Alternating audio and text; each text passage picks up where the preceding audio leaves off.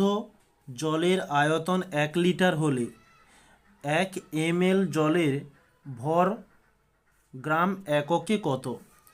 তো আমরা জানি যে 1 কেজি সমান হয়ে থাকে 1000 গ্রাম।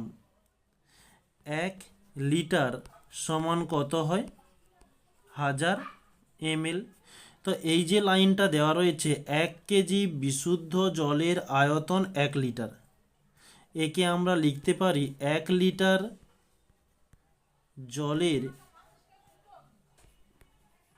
ভর 1 কেজি।